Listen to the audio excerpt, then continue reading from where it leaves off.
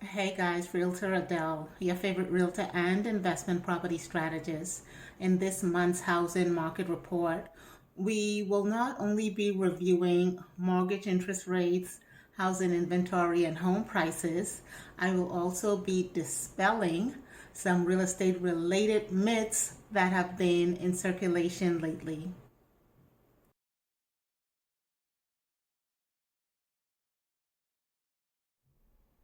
Myth number one, the amount of foreclosures are increasing.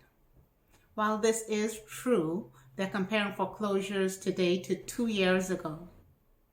Now, what was happening 2 years ago? We were in the thick of it, right, with the pandemic. So foreclosures were basically non existent due to the moratorium that was put in place. Now, this chart goes back for the past 20 years, but let's focus on current day, so 2023. And you will notice, of course, just before that, the black bars represent uh, COVID or the pandemic years, or when that during the time when the moratorium was in place. So clearly, that moratorium protected homeowners from facing foreclosure. Now, current day 2023 to pre COVID, when we compare those levels, where we are right now in the amount of foreclosures in comparison to the last normal years, we are nowhere near those levels. And this is why you won't see a slew of foreclosures hitting the marketplace. The slides following this one will further support that because it is going to break down why. Now, today's homeowners are currently sitting on a vast amount of equity. So, if a homeowner finds themselves in the unfortunate situation of foreclosure, they have the opportunity to sell that property, satisfy the mortgage, and also possibly walk away with some money in their pockets to facilitate their next move.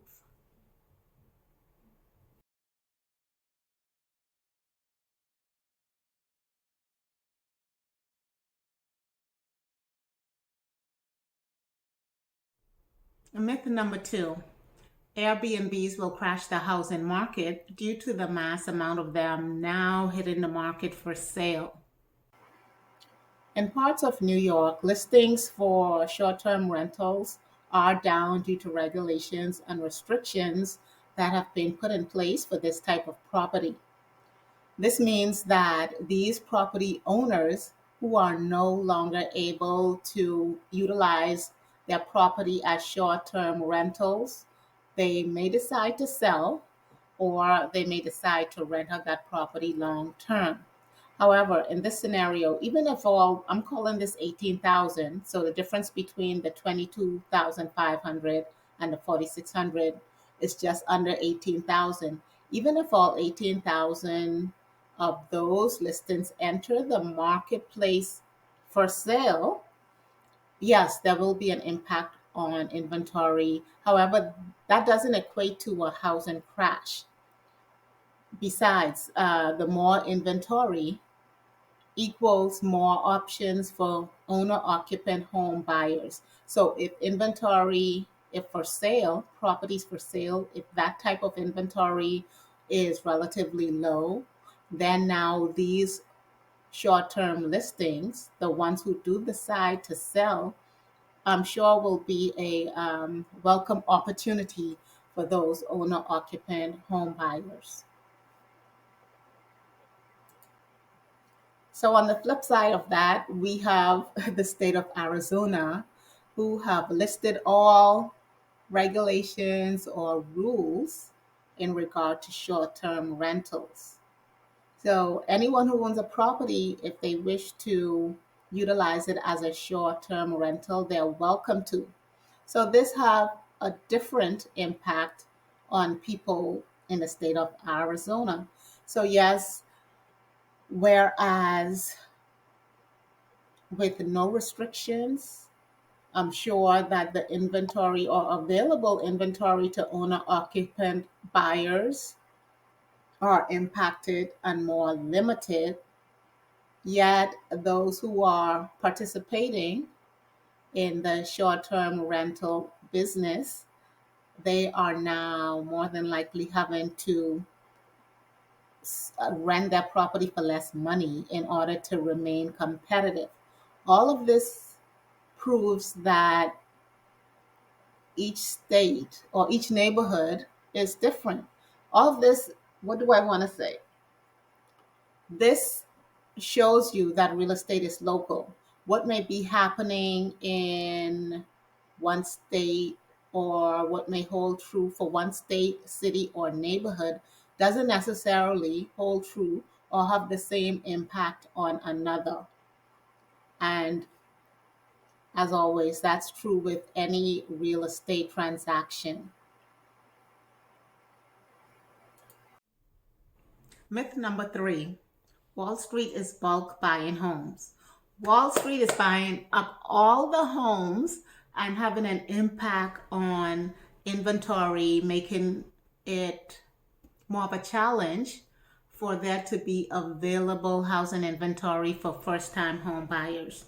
This chart shows a breakdown of investor owned properties, and you'll see the first column, iBuyers have about 0.5%. They have 0.5% of the buy-in market share.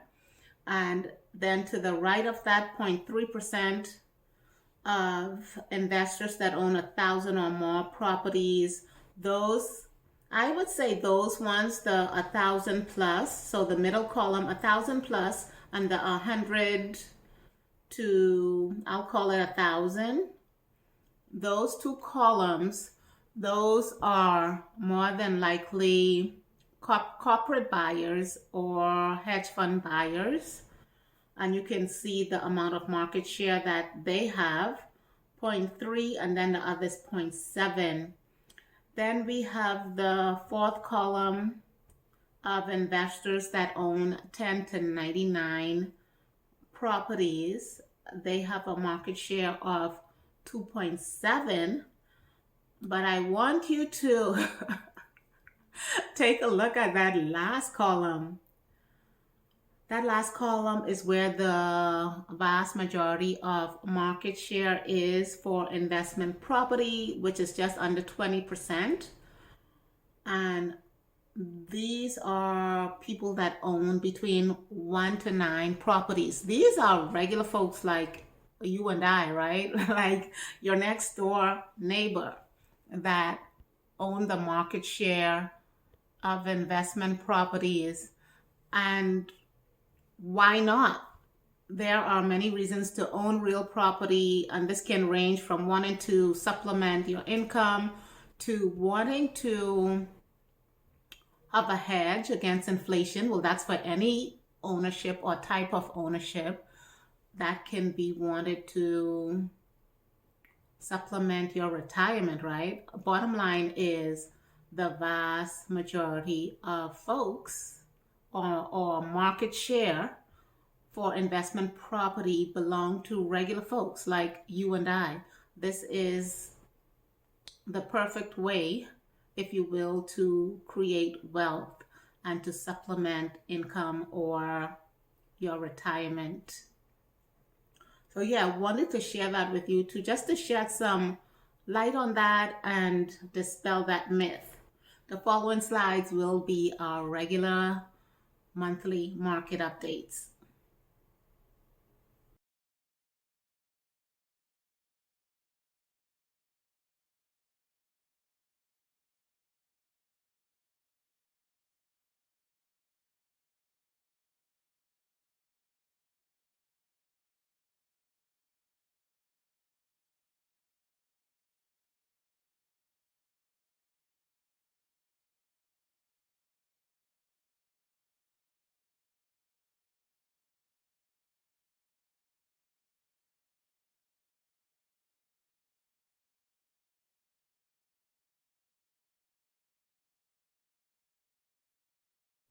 let's take a look at housing market trends for Metro Atlanta. Now, but before we get into that, on the slides before, let's do a quick rundown. We saw that the average amount, or should I say the average amount of inventory nationally is just over 3 months. And we also saw the percent in home prices or home price change. And for Georgia, we saw an increase in home prices of 71% over the past 5 years. And the national average was 57.3. So for the last 5 years, we've seen home prices steadily increasing. What else did the slides before review? It also gave a breakdown of various states and their amount of home price increases as well, and the amount of equity that homeowners have gained over time. Now we are going to take a look at Metro Atlanta, right? Let's take a look at housing market trends in the greater Atlanta area. And we are going to, so the top part of the chart, of course, is single family detached. And the average, well, let's start with pending sales. Pending sales were 2880. Closed sales were 3215. Again, whenever the closed sales are higher than the pending sales, that means that there were homes that were, or properties that were already under contract from the month before that had a closing date in that current month. Average days on market 29. Average sales price for single family detached in Metro Atlanta, $536,484. That's an increase of almost 5% year to date. And the percentage, or the percent of list price received, sellers are receiving around 99% of their asking price. Month supply of inventory is 2.5. So in Metro Atlanta, the month supply of inventory is about a month lower than national rates average. For not single family, residential attached condos and townhomes, pending sales were at 836, closed sales 1,041. Again, that closed sales were greater, and that's due to the fact that there were already properties that were under contract from the previous month that closed. And that current month, days on market 31. So we're neck and neck, right? So average days on market combined is about 30 days. Average sales price for condos and townhomes in Metro Atlanta, we're right at $399,850. I'm calling that $400,000. The percent of list price received 99%, and the month supply of inventory 2.6. So overall, we're pretty even across the board for those combined types of properties.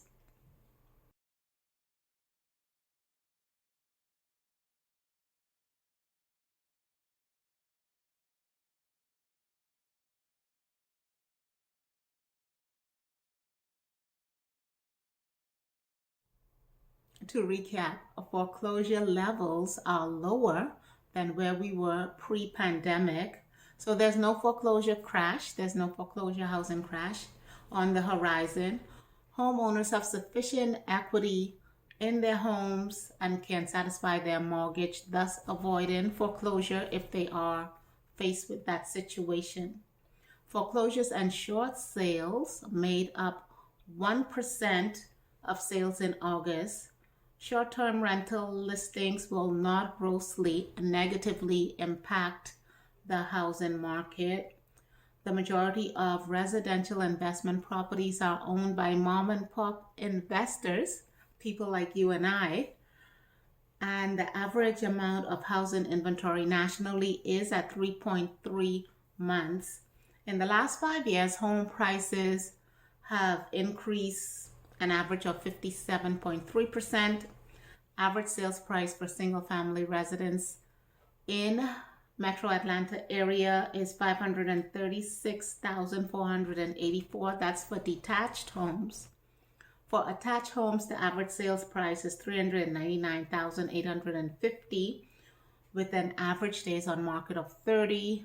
The month supply of inventory is 2.5 months in Metro Atlanta. So we're about a month lower than the national average. What do I want to say? What else we got? Mortgage rates. Mortgage rates currently range around 7 to 7.9% for an FHA 30-year fixed rate mortgage, and are projected to settle around 6.5% by the end of fourth quarter. And some mortgage lenders are providing buyer incentives by buying down that mortgage rate, thus making it more affordable for home buyers to get into a home. Those buy down rates are usually temporary and up to 3 years, with the home buyer having the option to refinance anytime before that 3-year expiration. And I think that's it. Please like this video, share it, subscribe, hit that notification bell so that you are notified whenever I do videos like these. As always, it's my goal to provide you with accurate information so that you can make the best decision for yourself and your families. That's all for now, guys. See you on the next video. Take good care.